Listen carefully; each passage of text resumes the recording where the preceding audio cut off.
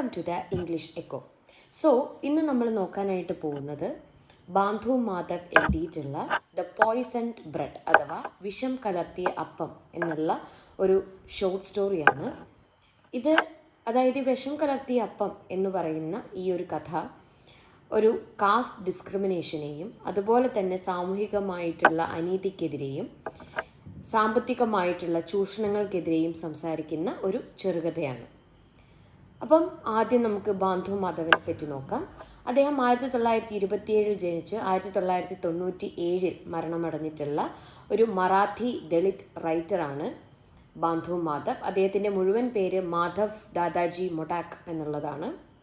അദ്ദേഹം അധികവും സംസാരിച്ചിട്ടുള്ള അല്ലെങ്കിൽ അദ്ദേഹത്തിൻ്റെ വർക്കുകളിൽ അധികവും അദ്ദേഹം പറഞ്ഞിട്ടുള്ളത് മാർജിനലൈസ്ഡ് ആയിട്ടുള്ള സൊസൈറ്റീനെ പറ്റിയിട്ടും ആ മാർജിനലൈസ്ഡ് ആയിട്ടുള്ള സൊസൈറ്റിയിൽ തന്നെ ഷെഡ്യൂൾഡ് കാസ്റ്റിനെ പറ്റിയിട്ടാണ് അദ്ദേഹം കൂടുതലായിട്ടും സംസാരിച്ചിട്ടുള്ളത്.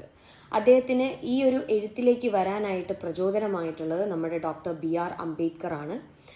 അതുപോലെ തന്നെ നമ്മുടെ ഈ ഒരു ചാപ്റ്ററിൽ പോയ്സൺഡ് ബ്രെഡ് എന്ന് പറഞ്ഞിട്ടുള്ള ഈ ഒരു ചാപ്റ്റർ അദ്ദേഹത്തിൻ്റെ തന്നെ ആന്തോളജി ആയിട്ടുള്ള സമാഹാരമായിട്ടുള്ള പോയ്സൺഡ് ബ്രെഡിൽ നിന്നും എടുത്തിട്ടുള്ളതാണ്.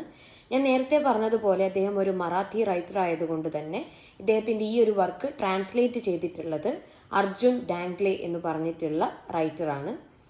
അതുപോലെ ഈ ഒരു കഥ പോർട്രേ ചെയ്യുന്നത് മനുഷ്യന് അനുഭവിക്കേണ്ടി വരുന്ന അല്ലെങ്കിൽ ദളിതായിട്ടുള്ള ആളുകൾക്ക് അനുഭവിക്കേണ്ടി വരുന്ന ആ ഒരു സഫറിങ്ങും ഹ്യൂമിലിയേഷനെ പറ്റിയിട്ടൊക്കെയാണ്. ഈ ഒരു സഫറിങ്ങും ഹ്യൂമിലിയേഷനൊക്കെ ദളിത് അനുഭവിക്കാനായിട്ടുള്ള കാരണമെന്ന് പറയുന്നത് നമ്മുടെ ഇന്ത്യയിൽ ഇന്നത്തെ കാലത്തും പണ്ടും നിലനിൽക്കുന്ന റിജിഡായിട്ടുള്ള ഒരു കാസ്റ്റ് സിസ്റ്റം കാരണമാണ്. ഈ ഒരു കാസ്റ്റ് സിസ്റ്റത്തിനെ അബോളിഷ് ചെയ്യണം അല്ലെങ്കിൽ നമ്മുടെ ലോകത്ത് നിന്ന് ഇല്ലാതെയാക്കണം എന്നുണ്ടെങ്കിൽ എഡ്യൂക്കേഷനും അതുപോലെ തന്നെ അവെയർനെസ്സും കൊണ്ട് മാത്രമേ സാധിക്കൂ എന്നും അദ്ദേഹം ഈ ഒരു കഥയിൽ പറഞ്ഞു വെക്കുന്നുണ്ട്. അതുപോലെ ഈ ഒരു കഥയിൽ അദ്ദേഹം പറയുന്ന മറ്റൊരു കാര്യം എന്ന് പറയുന്നത് പലരും ചാരിറ്റിയുടെ പേരിൽ പല സഹായങ്ങളും ചെയ്യുന്നുണ്ട് എന്നുണ്ടെങ്കിലും അതെല്ലാം എന്താണ് താഴ്ന്ന ജാതിക്കാരുടെ മേലെ ഉയർന്ന ജാതിക്കാർ വയ്ക്കുന്ന ഒരു കൺട്രോൾ ആയിട്ടാണ് അതിനെ ആ ഒരു ചാരിറ്റീനെ കണക്കാക്കേണ്ടത് എന്നുള്ള കാര്യവും അദ്ദേഹം ഈ ഒരു ഷോർട്ട് സ്റ്റോറിയിൽ പറയുന്നു. ഓക്കെ, അപ്പം നമ്മുടെ കഥയിലെ സെൻട്രൽ തീമുകൾ എന്ന് പറയുന്നത് caste oppression and social hierarchy, അതുപോലെ തന്നെ ഈ ഒരു ചാരിറ്റിയുടെ പേരിൽ അല്ലെങ്കിൽ ചാരിറ്റി എന്ന് വിളിക്കുന്ന ഡിസ്ഗൈസ് ചെയ്യപ്പെടുന്ന ആ ഒരു ഹ്യൂമിലിയേഷനെ പറ്റിയിട്ട്, പിന്നെ ആകെ ഒരു ലിബറേഷൻ ഒരു മാറ്റം കൊണ്ടുവരാൻ സഹായിക്കുന്ന ഏക ടൂൾ എന്ന് പറയുന്നത് എന്തുമാത്രമാണ്? വിദ്യാഭ്യാസം മാത്രമാണ് എന്നുള്ളത്. അതുപോലെ തന്നെ ദളിതായിട്ടുള്ള ആളുകൾ അനുഭവിക്കുന്ന സാമ്പത്തികമായിട്ടുള്ള ചൂഷണങ്ങളെ പറ്റിയിട്ട്, പിന്നെ എങ്ങനെയാണ് ഒരു ദളിത് ആയിട്ടുള്ള ഒരാൾ എങ്ങനെയാണ് അയാളുടെ സമൂഹത്തിൽ എങ്ങനെയാണ് അയാൾ മാറ്റം കൊണ്ടുവരേണ്ടത് എന്നുള്ള കാര്യത്തെ പറ്റിയിട്ട്, അതുപോലെ തന്നെ ഹ്യൂമൻ ഡിഗ്നിറ്റി വേഴ്സസ് സർവൈവൽ, അതാണ് ഇതിലെ മെയിനായിട്ടും പറയുന്ന കാര്യം എന്ന് പറയുന്നത്. അതായത് നമുക്കെല്ലാവർക്കും അത്യന്താപേക്ഷികമായിട്ടുള്ളൊരു കാര്യമാണ് സർവൈവ് ചെയ്യുക എന്ന് പറയുന്നത്, അല്ലെങ്കിൽ ജീവൻ നിലനിർത്തുക എന്ന് പറയുന്നത്. പക്ഷേ അതിനു വേണ്ടിയിട്ട് നമ്മുടെ ഡിഗ്നിറ്റി, നമുക്ക് ഉണ്ടാവേണ്ട ഒരു ഡിഗ്നിറ്റി കളഞ്ഞിട്ട് ആരുടെ മുന്നിലും നമ്മൾ എന്ത് ചെയ്യാൻ വേണ്ടി പാടില്ല, താഴേണ്ട ആവശ്യമില്ല എന്നുള്ള കാര്യവും ഈ ഒരു ചാപ്റ്ററിൽ ബാന്ധു മാധവ് പറഞ്ഞ് വെക്കുന്നുണ്ട്. അപ്പം ഈ ഒരു കഥേൻ്റെ മെയിൻ ക്യാരക്ടേഴ്സ് എന്ന് പറയുന്നത് മഹാദേവ എന്ന് പറഞ്ഞിട്ടുള്ള ആളാണ്. അദ്ദേഹമാണ് ഈ കഥേൻ്റെ നരേറ്റർ എന്ന് പറയുന്നതും. അപ്പം ഈ കഥ പറയുന്ന സമയത്ത് മഹാദേവ ഒരു കുഞ്ഞു കുട്ടിയാണ്.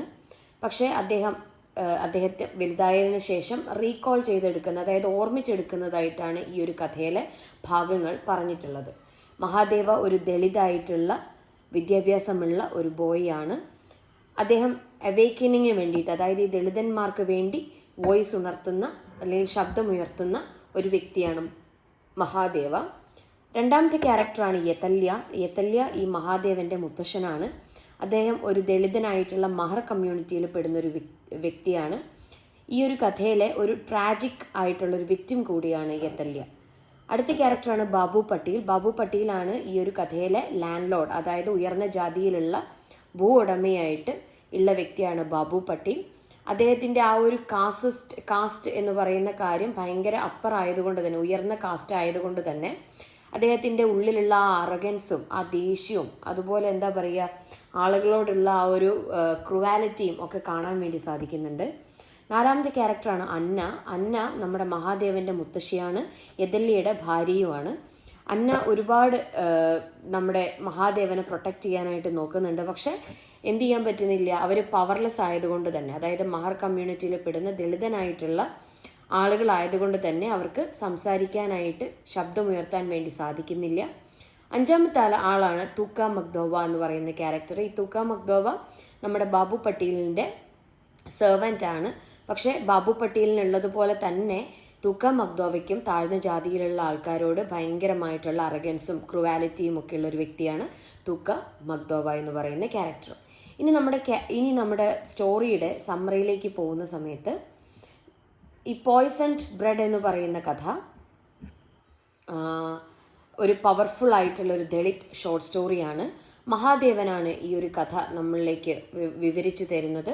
അദ്ദേഹത്തിൻ്റെ ട്രൊമാറ്റിക് ആയിട്ടുള്ള ഒരു ഇൻസിഡൻറ്റ് അദ്ദേഹം റീകോൾ ചെയ്തെടുക്കുകയാണ് ചെയ്യുന്നത്. ഓക്കെ, ഈ ഒരു ഇൻസിഡൻറ്റ് അദ്ദേഹത്തിൻ്റെ ചൈൽഡ്ഹുഡിലാണ് അദ്ദേഹത്തിന് സംഭവിക്കുന്നത്. ഈ ഒരു ഇൻസിഡൻറ്റ് അദ്ദേഹത്തിൻ്റെ ജീവിതത്തിൽ നടന്നിട്ടുള്ള ഒരു ക്രുവാലിറ്റീനെ പറ്റിയിട്ടാണ് പറയുന്നത്. എന്തിൻ്റെ പേരിൽ? കാസ്റ്റ് സിസ്റ്റത്തിൻ്റെ പേരിൽ, അല്ലെങ്കിൽ ഈ കാസ്റ്റ് സിസ്റ്റം സമൂഹത്തിൽ ഉണ്ടാക്കുന്ന ആ ഒരു ക്രുവാലിറ്റീനെ പറ്റിയിട്ടും അതിൽ നിന്നും അദ്ദേഹം എങ്ങനെയാണ് പുറത്തു വന്നത് എന്നുള്ള കാര്യത്തെ പറ്റിയിട്ടുമാണ് ഈ ഒരു ചാപ്റ്റർ സംസാരിക്കുന്നത്. സോ കഥയിലേക്ക് പോകുന്ന സമയത്ത് ഈ ഒരു സ്റ്റോറി സെറ്റ് ചെയ്തിരിക്കുന്നത് ഒരു ഹാർവസ്റ്റ് സീസണിലാണ്, ഒരു കൊയ്ത്ത് കാലത്താണ്. ഫാർമേഴ്സ് എല്ലാവരും, അതായത് താഴ്ന്ന ജാതിയിൽപ്പെട്ട ആളുകളാണ് ഫാർമേഴ്സായിട്ട് ഇവിടെ പണിയെടുക്കുന്നത്. ഈ ഫാർമേഴ്സ് എല്ലാം അവരവരുടെ ജോലികളിൽ മുഴുകിയിരിക്കുകയാണ്. അപ്പം ഈ ലാൻഡ്ലെസ് ആയിട്ടുള്ള, അതായത് ഭൂസ്വത്തൊന്നും സ്വന്തമായിട്ടില്ലാത്ത ദളിതന്മാരാണ് എന്ത് ചെയ്യാറുള്ളത്, ഈ അപ്പർ കാസ്റ്റ് ആയിട്ടുള്ള ലാൻഡ് ലോഡ്സിന് വേണ്ടിയിട്ട് പണിയെടുക്കുന്നത്. വൈകുന്നേരം പോകുന്ന സമയത്ത് ഇവർ പൈസയ്ക്ക് വേണ്ടിയിട്ടല്ല ഈ ലാൻഡ് ലോഡ്സിൻ്റെ മുന്നിൽ കൈനീട്ടാറുള്ളത്, പകരം ബാക്കി വന്നിട്ടുള്ള ഭക്ഷണത്തിനും ധാന്യത്തിനും വേണ്ടിയിട്ടാണ്, ഒരു നേരത്തെ ആഹാരത്തിന് വേണ്ടിയിട്ടാണ് ഇവരെല്ലാവരും അപ്പർ കാസ്റ്റ് ആയിട്ടുള്ള ഈ ഒരു ബാബു പട്ടേലിൻ്റെ വീട്ടിൽ പണിയെടുക്കാനായിട്ട് പോകുന്നത്. അപ്പം ഈ യതല്യ പണിയെടുക്കാൻ പോകുന്ന സമയത്ത് യതല്യേൻ്റെ കൊച്ചുമോനായിട്ടുള്ള മഹാദേവന് അന്ന് 12 വയസ്സാണ്. മഹാദേവനും എന്ത് ചെയ്യാറുണ്ട്, അപ്പൂപ്പനെ അക്കമ്പനി ചെയ്ത് കൂടെ പോവാറുണ്ട്. അപ്പം യതല്യ ഒരു വയസ്സനായിട്ടുള്ള ഭയങ്കര താഴ്മപ്പെട്ട് ജീവിക്കുന്ന ഒരു മഹർ കമ്മ്യൂണിറ്റിയിൽ പെടുന്ന ഒരു വ്യക്തിയാണ്. അദ്ദേഹം വർക്ക് ചെയ്യുന്നത് ബാബു പട്ടേൽ എന്ന് പറയുന്ന അതിസമ്പന്നനായിട്ടുള്ള ഒരു ഉന്നതകുല ജാതനായിട്ടുള്ള ഒരു ലാൻഡ് ലോഡിൻ്റെ വീട്ടിലാണ്. അപ്പം യതല്യ എപ്പോഴും വിശ്വസിക്കുന്നത് ഈ ഒരു ഉയർന്ന ജാതിയിൽപ്പെട്ടിട്ടുള്ള ആളുകളുടെ വീട്ടിൽ ജോലി ചെയ്യുക എന്ന് പറയുന്നത് താഴ്ന്ന ജാതിയിലുള്ള ആളുകളുടെ വിധിയാണ് എന്നും അവരുടെ ഡ്യൂട്ടിയാണ് ഭക്ഷണത്തിന് വേണ്ടി ബെഗ് ചെയ്യുന്നതെന്നും ആണ് യതല്യ വിശ്വസിച്ചിരിക്കുന്നത്. പക്ഷേ എന്തൊക്കെ പറഞ്ഞാലും മഹാദേവനെ നമ്മുടെ യതല്യ എഡ്യൂക്കേഷന് വേണ്ടി വിടുന്നുണ്ട്, അതായത് വിദ്യാഭ്യാസത്തിനായിട്ട് സ്കൂളിൽ അയക്കുന്നുണ്ട്. അതുപോലെ തന്നെ എങ്ങനെയാണ് അദ്ദേഹം, അതായത് ഈ ഓൾഡ് ഏജ്ഡ് ആയിട്ടുള്ള ഈ യതല്യ എങ്ങനെയാണ് പിന്നെ നമ്മുടെ ബാബു പട്ടേലിനെ പോലെ ഇങ്ങനത്തെ ഒരു അപ്പർ കാസ്റ്റ് ആയിട്ടുള്ള ആളിൻ്റെ മുന്നിൽ, അവരുടെ ട്രഡീഷനാണ് വലിയ പാവപ്പെട്ട പണക്കാരുടെ മുന്നിൽ കൂപ്പി നിൽക്കുന്നത് എന്നുള്ള കാര്യങ്ങളൊക്കെ നമ്മുടെ മഹാദേവൻ കണ്ട് മനസ്സിലാക്കുകയും ചെയ്യുന്നുണ്ട്. അങ്ങനെ നമ്മുടെ ബാബു പട്ടേൽ എന്ത് ചെയ്യാണ്, യതല്യനോട് ഭയങ്കര മോശമായിട്ടുള്ള രീതിയിൽ സംസാരിക്കുകയും ഭയങ്കര അറഗൻ്റ് ആയിട്ടുള്ള രീതിയിൽ പെരുമാറുകയൊക്കെ ചെയ്യുന്നുണ്ട്. അപ്പം ഈ ഒരു മഹാദേവനെ സ്കൂളിൽ വിടുന്നതുമായിട്ട് ബന്ധപ്പെട്ടിട്ടാണ് അവിടെ ഒരു കോൺവെർസേഷൻ നടക്കുന്നത്. അപ്പോൾ ബാബു പട്ടേൽ പറയുന്നത് എന്താണെന്ന് വെച്ചിട്ടുണ്ടെങ്കിൽ, നിൻ്റെ മകനെ അല്ലെങ്കിൽ നിൻ്റെ കൊച്ചുമകനെ പഠിക്കാൻ വിട്ടത് കൊണ്ടൊന്നും എന്ത് ചെയ്യാൻ വേണ്ടി പോകുന്നില്ല, ഇവിടുത്തെ കാസ്റ്റ് സിസ്റ്റം മാറാൻ വേണ്ടി പോകുന്നില്ല, അല്ലെങ്കിൽ ഇവിടുത്തെ ഹൈറാർക്കി മാറാൻ വേണ്ടി പോകുന്നില്ല. അതുകൊണ്ടാണ് ദൈവം എന്ത് ചെയ്തിട്ടുള്ളത്, ഒരു റിജിഡ് ആയിട്ടുള്ള സോഷ്യൽ ഓർഡർ നമ്മുടെ ലോകത്ത് ഉണ്ടാക്കി വെച്ചിട്ടുള്ളത്. അതിൽ ബ്രാഹ്മണന്മാർ, മറാത്താസ്, ഹരിജൻസ്, മഹർ കമ്മ്യൂണിറ്റിയിൽ പെടുന്ന ആളുകൾ, ഇങ്ങനെയൊക്കെ ഉണ്ടാക്കി ദൈവം തന്നെ വെച്ചിട്ടുണ്ട്. അതുകൊണ്ട് നിൻ്റെ കൊച്ചുമോനെ പഠിക്കാൻ വിടുന്നത് കൊണ്ടൊന്നും പ്രത്യേകിച്ച് ഒരു മാറ്റങ്ങളും വരാൻ വേണ്ടി പോകുന്നില്ല. അപ്പോഴും നിങ്ങൾ ഞങ്ങളുടെ മുന്നിൽ വന്നിട്ട് കൈകൂപ്പി ഭക്ഷണത്തിന് യാചിക്കേണ്ടി വരുന്ന ഒരവസ്ഥയാണ് ഉണ്ടാവുന്നത് എന്നൊക്കെ പറഞ്ഞ് ഈ ബാബു പട്ടേൽ ഭയങ്കര മോശമായിട്ടുള്ള രീതിയിൽ മഹാദേവനോടും യതല്യനോടും സംസാരിക്കുകയാണ് ചെയ്യുന്നത്. വീണ്ടും ഈ യതല്യൻ ഇങ്ങനെ ഹ്യൂമിലിയേറ്റ് ചെയ്തുകൊണ്ടേയിരിക്കുകയാണ് നമ്മുടെ ബാബു പട്ടേൽ, ബിക്കോസ് അയാളൊരു മഹർ കമ്മ്യൂണിറ്റിയിൽ പെടുന്ന ആളായതുകൊണ്ട്. അതുപോലെ തന്നെ നമ്മുടെ ബാബു പട്ടേൽ പറയുന്നുണ്ട്, ഞങ്ങൾ അപ്പർ കാസ്റ്റുകാരുടെ ദയ കൊണ്ടാണ് നിങ്ങൾ എന്ത് ചെയ്യുന്നത്, മഹർ കമ്മ്യൂണിറ്റിയിൽ പെടുന്ന നിങ്ങൾ സർവൈവ് ചെയ്തു പോകുന്നത് എന്നുള്ള കാര്യവും നമ്മുടെ യതല്യനോട് ബാബു പട്ടേൽ പറയുന്നുണ്ട്. അപ്പോൾ ഈ ഇൻസിഡൻ്റ് ഒക്കെ ഇങ്ങനെ നടക്കുന്ന സമയത്ത് അന്ന, അതായത് യതല്യയുടെ ഭാര്യയും മഹാദേവൻ്റെ ഗ്രാൻഡ് മദറുമായിട്ടുള്ള അന്ന പ്രൊട്ടക്റ്റ് ചെയ്യാനായിട്ട് നോക്കുന്നുണ്ട് മഹാദേവനെ. പക്ഷേ എന്ത് ചെയ്യാൻ പറ്റുന്നില്ല, ഒന്നും അങ്ങോട്ട് മുതലാളിയോട് സംസാരിക്കാൻ വേണ്ടി പറ്റുന്നില്ല. കാരണം അവർക്കവിടെ എന്തില്ല, ഒരു അധികാരമില്ല സംസാരിക്കാനായിട്ട്, ഒരു പവർ ഇല്ലാത്തതിൻ്റെ ഒരു പ്രശ്നം അന്നയ്ക്കുള്ളത് കൊണ്ട് അന്ന ഇതെല്ലാം കേട്ട് മിണ്ടാതിരിക്കുകയാണ് ചെയ്യുന്നത്. ഈ ബാബു പട്ടേലിൻ്റെ കൂടെ നിൽക്കുന്ന തൂക്ക മക്ദോവ എന്ന് പറയുന്ന ക്യാരക്ടർ അദ്ദേഹത്തിൻ്റെ സെർവൻ്റ് ആണ്. അദ്ദേഹം ഭയങ്കര മോശമായിട്ടുള്ള രീതിയിലാണ് യതല്യനോടും അതുപോലെ തന്നെ മഹാദേവനോടും സംസാരിക്കുന്നത്. അതുപോലെ തന്നെ ഇദ്ദേഹത്തിൻ്റെ ഈ ഒരു സ്വഭാവവും, ഈ തുക്ക മക്ദോവേൻ്റെ ഒരു സ്വഭാവവും ആ ഒരു കാസ്റ്റ് ഒപ്രഷനെയാണ് കാണിക്കുന്നത്. എങ്ങനെയാണ് സബോർഡിനേറ്റ് ആയിട്ടുള്ള ആളുകളും ലാൻഡ് ലോർഡിനെ പോലെ തന്നെ ഈ താഴ്ന്ന ജാതിക്കാരോട് പെരുമാറുന്നത് എന്നാണ് തൂക്ക മക്ദോവ ഈ ഒരു കഥയിൽ കാണിക്കുന്നത്.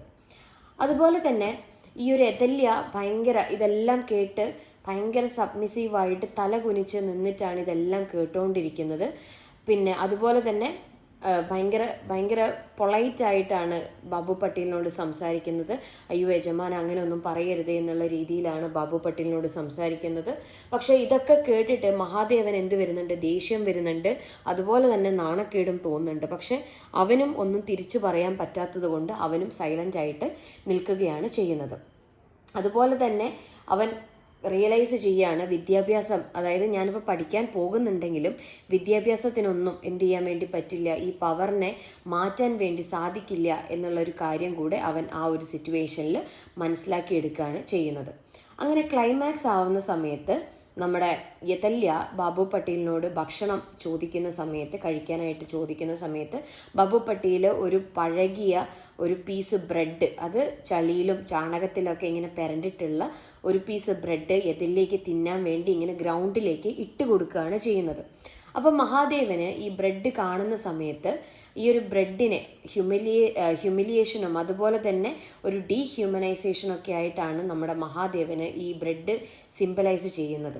അപ്പം യതല്യ വിശപ്പ് കാരണം, രാവിലെ തൊട്ട് പണിയെടുത്തിട്ടുള്ള ആ ഒരു വിശപ്പ് കാരണം, അതായത് ജീവൻ നിലനിർത്തണം എന്നുള്ളത് കാരണം ഈ ബ്രെഡ് നമ്മുടെ യതല്യ കഴിക്കുകയാണ് ചെയ്യുന്നത്. കാരണം അദ്ദേഹം പറയുന്നത് സർവൈവലാണ് ഏറ്റവും വലുത്, ഡിഗ്നിറ്റി അല്ല എന്നാണ് അദ്ദേഹം പറയുന്നത്. ഓക്കെ, അങ്ങനെ രാത്രി ആകുമ്പോഴത്തേക്കും യതല്യയ്ക്ക് ഭയങ്കരമായിട്ട് അസുഖം വരികയാണ്, സീരിയസ്ലി ഇല്ലാവുകയാണ് ചെയ്യുന്നത്.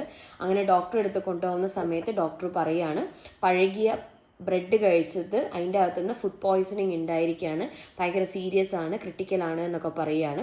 അങ്ങനെ യതല്യ മരണക്കിടക്കയിൽ വെച്ചിട്ടാണ് ഈ ഒരു കാര്യങ്ങളെല്ലാം യതല്യ മനസ്സിലാക്കുന്നത്, റിയലൈസ് ചെയ്യുന്നത്. കാരണം ചാരിറ്റി എന്നുള്ള പേരിൽ അപ്പർ കാസ്റ്റ് ആളുകൾ നൽകിക്കൊണ്ടിരുന്നത് എന്തല്ലായിരുന്നു, അവരുടെ ചാരിറ്റി അല്ലായിരുന്നു, അല്ലെങ്കിൽ അവരുടെ ദയ അല്ലായിരുന്നു, പകരം എന്തായിരുന്നു, വിഷമായിരുന്നു എന്നുള്ള കാര്യം. ആ വിഷത്തിന് എന്ത് ചെയ്യാൻ വേണ്ടി പറ്റും, അവരുടെ ശരീരവും അതുപോലെ തന്നെ മനസ്സും ഇല്ലാതെയാക്കാൻ വേണ്ടി പറ്റും എന്നുള്ള കാര്യം യതല്യ ആ ഒരു മരണക്കിടക്കയിൽ വെച്ചിട്ട് മനസ്സിലാക്കുകയാണ് ചെയ്യുന്നത്. അങ്ങനെ അവസാന നിമിഷമാകുമ്പോഴത്തേക്കും യതല്യയുടെ കൊച്ചുമോനായിട്ടുള്ള മഹാദേവനെ അടുത്തിരുത്തി കാര്യങ്ങൾ സംസാരിക്കാൻ വേണ്ടി തുടങ്ങുകയാണ്. കൊച്ചുമോനോട് പറയുകയാണ്, മകനെ നീ ഒരിക്കലും എന്ത് ചെയ്യാൻ വേണ്ടി പാടില്ല, ഒരാളുടെ മുന്നിലും ബെഗ് ചെയ്യാൻ വേണ്ടി പാടില്ല, അതുപോലെ വിദ്യാഭ്യാസം നേടണം നീ, അതുപോലെ നീ നിന്റെ ഡിഗ്നിറ്റിക്ക് വേണ്ടി വേണം നിൽക്കാനായിട്ട് എന്നുള്ള കാര്യം. സർവൈവലാണ് ഏറ്റവും വലുതെങ്കിലും ഒരിക്കലും നമ്മൾ ഡിഗ്നിറ്റി വിട്ട് പെരുമാറരുത് എന്നുള്ള കാര്യം കൂടെ യതല്യ മഹാദേവനോട് പറഞ്ഞ് മനസ്സിലാക്കുകയാണ് ചെയ്യുന്നത്. അപ്പം നമ്മുടെ യതല്യയ്ക്ക് മനസ്സിലാവുകയാണ് ഈ ഒരു പോയ്സൺഡ് ബ്രെഡ് എന്ന് പറയുന്നത് ഇത്രയും കാലം ഈ ഒരു ബാക്ക്വേർഡ് ആയിട്ടുള്ള, അല്ലെങ്കിൽ ഈ ഷെഡ്യൂൾഡ് കാസ്റ്റിലുള്ള ആളുകൾ, അല്ലെങ്കിൽ ഈ മഹർ കമ്മ്യൂണിറ്റിയിലുള്ള ആളുകൾ അനുഭവിച്ചുകൊണ്ടിരുന്ന ആ ഒരു ഒപ്രഷനായിരുന്നു ആ പോയ്സൺഡ് ബ്രെഡ് എന്നാണ് യതല്യ മനസ്സിലാക്കി എടുക്കുന്നത്. സോ നമ്മുടെ ഈ ഒരു ടൈറ്റിൽ, ചാപ്റ്ററിൻ്റെ ടൈറ്റിലായിട്ടുള്ള പോയ്സൺഡ് ബ്രെഡ് എന്ന് പറയുന്ന ആ ഒരു ടൈറ്റിൽ സിംപലൈസ് ചെയ്യുന്നത് തന്നെ എന്തിനാണ്, ആ ഒരു കാസ്റ്റ് ഒപ്രഷനെ അല്ലെങ്കിൽ ആ കാസ്റ്റ് ഡിസ്ക്രിമിനേഷനെ ആണ് എന്നുള്ള കാര്യം ഈ ഒരു ഭാഗത്ത് നിന്ന് നമുക്ക് മനസ്സിലാക്കാൻ വേണ്ടി സാധിക്കും. അങ്ങനെ ഇതൊക്കെ പറഞ്ഞു കഴിയുമ്പോഴത്തേക്കും നമ്മുടെ യതല്യ മരണപ്പെടുകയാണ് ചെയ്യുന്നത്. ആ ഒരു മരണമായിരുന്നു നമ്മുടെ മഹാദേവൻ്റെ ലൈഫിലെ ടേണിംഗ് പോയിന്റ് എന്ന് പറയുന്നത്. അപ്പോൾ തന്നെ മഹാദേവൻ ഒരു തീരുമാനം എടുക്കുകയാണ്, ഈ ഒരു കാസ്റ്റ് ഇൻജസ്റ്റിസ് മാറ്റണം, അല്ലെങ്കിൽ ദളിതായിട്ടുള്ള ആളുകൾക്ക് സെൽഫ് റെസ്പെക്റ്റ് കിട്ടണം എന്നുണ്ടെങ്കിൽ ഒരു കാര്യം കൊണ്ട് മാത്രമേ സാധിക്കുകയുള്ളൂ, അത് എഡ്യൂക്കേഷനിലൂടെയും അവെയർനെസ്സിൽ കൂടെയുമാണ് എന്നുള്ള കാര്യം നമ്മുടെ മഹാദേവൻ മനസ്സിലാക്കുകയും ആ ഒരു അവേക്കനിങ്ങോട് കൂടിയിട്ടാണ് ഈ കഥ തീരുകയും ചെയ്യുന്നത്. So a symbol of a new Dalit consciousness that refuses to survive at any cost of human dignity. അതായത് മനുഷ്യനുള്ള ആ ഒരു ഡിഗ്നിറ്റി കളഞ്ഞിട്ട് എന്ത് വില കൊടുത്തിട്ടാണെങ്കിലും സർവൈവ് ചെയ്യേണ്ട ആവശ്യം ഇല്ല എന്നുള്ള ഒരു കാര്യം നമ്മുടെ മഹാദേവൻ മനസ്സിലാക്കിയെടുക്കുന്നതാണ് ഈ ഒരു കഥ അവസാനിക്കുന്നത്. സോ ഇത്രയേ ഉള്ളൂ. ഇതൊരു ചെറിയൊരു ഷോർട്ട് സ്റ്റോറിയാണ്. എന്തെങ്കിലും ഡൗട്ടും കാര്യങ്ങളും ഉണ്ടെങ്കിൽ താഴെ കമൻറ്റ് ചെയ്യുക. വീഡിയോ ഇഷ്ടമായെങ്കിൽ ലൈക്ക് ചെയ്യുക, ഷെയർ ചെയ്യുക, സബ്സ്ക്രൈബ് ചെയ്യുക. ഇനിയും ഇതുപോലത്തെ വീഡിയോ വേണമെങ്കിൽ അതും കമൻറ്റ് ചെയ്യുക. ഓക്കെ, അപ്പോൾ അടുത്ത വീഡിയോ ആയിട്ട് കാണുന്നിടം വരെ ബൈ.